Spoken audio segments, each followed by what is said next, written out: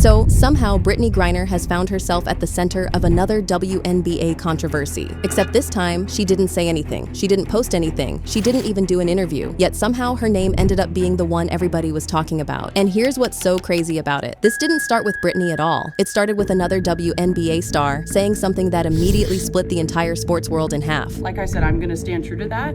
I'll never falter in my beliefs in that, but I have never once said I hated the trans community. Like I said, I think there's space for everyone. At first, nobody thought the comments had anything to do with Brittney, but then one post started making the rounds online. And after that, the conversation completely changed. And with Brittney dealing with her own personal issues right now, it just doesn't feel like a great time for the internet to be up her behind about these long-standing rumors. Because this time, it's not just her reputation that's on the line. It's her entire WNBA career too, especially now that all eyes are on the league, and it's under pressure that it simply can't ignore anymore. Now, we gotta talk about this Sophie Cunningham interview, because this is literally where all of this started. Before that interview dropped, people weren't even having this conversation on this level. But the second those quotes started making the rounds, the internet completely lost it. See, Sophie didn't try to tiptoe around the topic or worry about saying the right thing. She had something to say, and she just said it. She explained that she doesn't agree with transgender girls and women competing in girls' and women's sports. After getting accused of hating trans people online, she pushed back and said, "I got a lot of negative feedback about me hating trans." And I'm like, I never once said that. She went on to say that she wants to show love to everyone, but she also believes in telling the truth and protecting girls in locker rooms and women's sports from having to compete against biological men. I'm not a very political person, but I do have beliefs, I have morals, and I'll always stand on those and be true to who I am. And I think people are going to take it how they want to take it, but I've never even really said anything about that. And so when it comes just to protecting young girls in sport and women in sport, I feel very strongly about that. And according to Sophie, that's all this was ever about. She wasn't saying she hated anybody. She wasn't trying to start some huge fight. She kept saying she just wants biological women to have a fair shot, especially the girls who've spent their whole lives working to make it to a league like the WNBA. I think it's kind of common sense. And I think I'll always believe in that. I think it's really important to protect children, and that's little girls who are also involved in that category. And so I stand on what I said, and I always believe that. But yeah, that's not how a lot of people took it. The backlash came almost immediately. People were arguing all over social media. Everybody had an opinion. And before long, the conversation wasn't just about Sophie anymore. Somehow, Brittney Griner's name got pulled right into the middle of it. And that's when this story took a whole different turn. How did Sophie Cunningham go from being a forgettable WNBA player to the newest mega star? Last Tuesday, anti-trans advocacy groups organized a rally outside the Indiana Fever game in Seattle after Cunningham, a bench player on the team, used an ESPN profile to call for keeping trans women out of women's sports. Only a few dozen people showed up, and then Cunningham got booed when she checked into the game. Cunningham has been called MAGA Barbie since her college days, supporting right-wing personalities like Candace Owens and reposting anti-trans athlete content on social media. Now here's where things got really messy. At first, people were just arguing over what Sophie said, but then somebody made one post that completely changed the conversation. One of Sophie's supporters basically connected her comments to Brittney Griner, and after that, it was like the floodgates opened. All of a sudden, people weren't just debating Sophie's interview anymore. They were bringing Brittney into it, saying the league couldn't keep avoiding the questions that have followed her for years.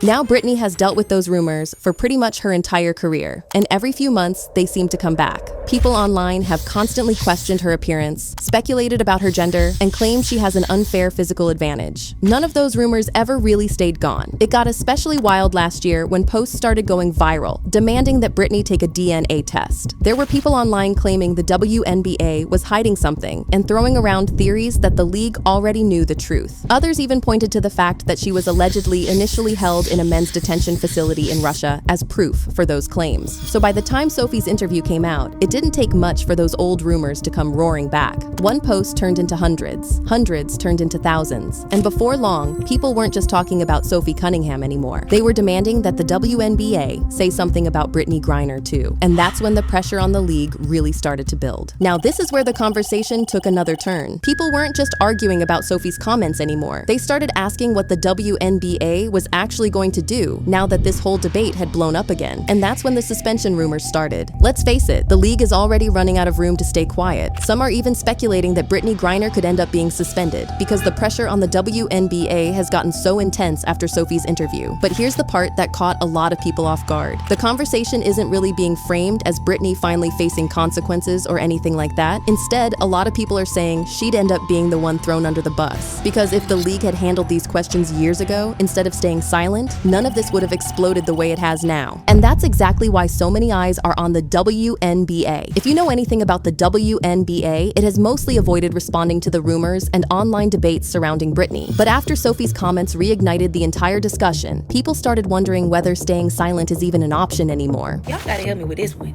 Is there currently a trans woman trying to get into the WNBA? Because what is the point of this topic?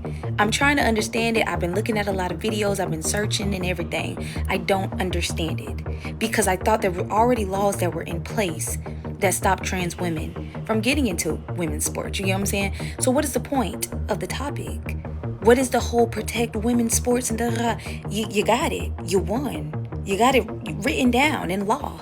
Why are you still bringing up trans women? Because think about it. If the WNBA comes out and says nothing again, people are going to keep talking. But if they do respond, they're walking straight into one of the most controversial issues in sports. Either way, fans think the league has backed itself into a corner. Now, this is where everything really started snowballing. Once Sophie's interview made the rounds, people stopped arguing about what she said and started asking what the WNBA was going to do next. That's when the suspension rumors took off. All over social media, people were saying the league couldn't keep ignoring the conversation forever. Some posts even claimed the public pressure had gotten so intense that the WNBA would eventually have to make some kind of statement about Brittney Griner, while others went even further and speculated that she could face disciplinary action. What made the conversation even more interesting was how some people framed it. Instead of saying Brittney should be blamed, they felt like she'd end up taking the hit for a situation that had been building for years. Their point was that the WNBA had largely stayed quiet while debates and rumors about Brittney continued online, and now the league was being pushed into responding because Sophie's comments brought the issue back into the spotlight. And that's why so many people are watching what happens next. If the WNBA says nothing, the speculation will probably keep growing. But if it does respond, it'll be stepping into one of the most controversial debates in sports. And honestly, if all of this wasn't enough already, the timing couldn't be much worse for Brittney. Because while people online are busy speculating about what the WNBA might do next, she's also dealing with something a whole lot more personal: her divorce from Sherelle. That news caught a lot of people off guard. Remember how Sherelle stood by Brittney through one of the hardest periods of her life? I mean, she was constantly speaking out while Brittney was detained in Russia, pushing for her release and keeping public attention on the case. Through all the criticism, the rumors, and the endless online debates, Sherelle stayed right there by her side. So when reports came out that Brittney had filed for divorce, people immediately started wondering what happened behind the scenes. Nobody outside of them really knows, but the timing has definitely fueled even more speculation online. Can someone make sure that Brittney Griner is in her right mind? Because not enough people are talking about how her now former wife helped break her out of a Russian prison by getting the president to make a prisoner swap for her. And now Brittney Griner is divorcing her, saying that the marriage is irretrievably broken. Oh, and don't forget, if you love spicy stories in sports, make sure you're following. So now Brittney is going through her second divorce and paying for 3 kids' child support, even though the wife that she's now leaving was her biggest advocate while Brittney was playing overseas in Russia, and then was detained in the airport for possession of grass and was sentenced to 9